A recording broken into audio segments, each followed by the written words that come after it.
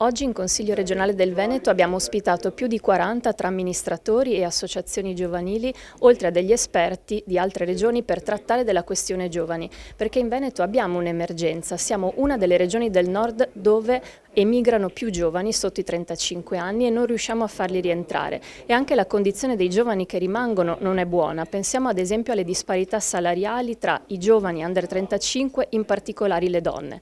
Ecco, quello che noi dobbiamo fare come Regione del Veneto è arrivare subito ad una legge dedicata ai giovani. Ci sono 3 testi fermi ad oggi, una a prima firma del Presidente Zaia, una a prima firma della consigliera Brescacin, una a mia prima firma. Quello che chiedo è di arrivare subito ad unire i testi ed arrivare entro la fine della legislatura ad un testo dedicato ai giovani per la Regione del Veneto. Il testo che propongo ha alcune proposte specifiche. Prima di tutto favorire il rientro dei giovani che emigrano, perché non è vero che non devono rientrare o non possono rientrare, noi dobbiamo garantire le condizioni per farli tornare. In secondo luogo dobbiamo garantire anche degli incentivi per la questione abitativa, che è un'emergenza nelle nostre città, ad esempio garantendo il fatto che ci siano dei progetti innovativi per l'abitazione dei giovani, ma ancora lavorare per la parità salariale delle donne giovani. Noi possiamo fare un lavoro sia con le imprese ma anche con gli enti pubblici per fare un lavoro specifico affinché le donne giovani possano avere parità di salario, che è un diritto che dovrebbe essere sancito anche in questa regione. Un altro dei grandi temi è la questione del diritto allo studio. Siamo stata una delle uniche regioni che nell'anno scorso non ha pagato tutte le borse di studio agli idonei di borsa, universitaria intendo. E in secondo luogo siamo una delle regioni che non ha degli incentivi per i giovani nel trasporto pubblico, come invece fanno altre regioni. Penso alla regione Emilia-Romagna. Ecco, noi potremo a partire anche da questi 2 temi importanti come il diritto allo studio e il trasporto pubblico favorire già da subito una reale parità per quanto riguarda l'accesso ai diritti per i più giovani.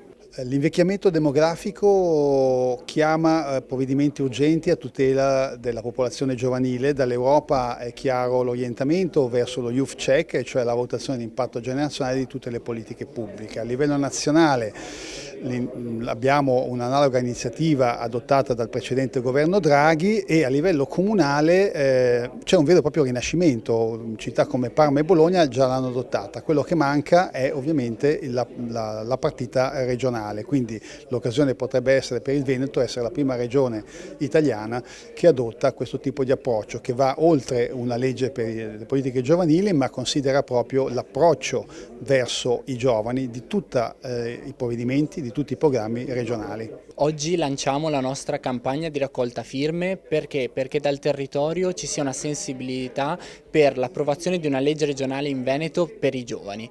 Non deve essere solo un lavoro istituzionale, ma attraverso il coinvolgimento di amministratori locali giovani, di associazioni giovanili, vogliamo raggiungere un'ampia partecipazione perché si possa chiedere, perché si possa insistere ad aggiornare una legge regionale vecchia, quella del 2008, con un nuovo testo legislativo attento alle esigenze e ai bisogni dei giovani oggi. Siamo qui perché è importante parlare di politiche giovanili, soprattutto per la nostra generazione, perché ci sentiamo una generazione precaria e abbandonata dalla politica nella nostra regione, quindi c'è bisogno di investire in educazione, in un'istruzione che sia accessibile e quindi parlare di borse di studio, parlare di trasporti, perché è un tema che si lega estremamente all'educazione e all'istruzione, e parlare di investire in spazi di aggregazione per i giovani è fondamentale, quindi ci fa molto piacere poter essere qui oggi a parlare, a discutere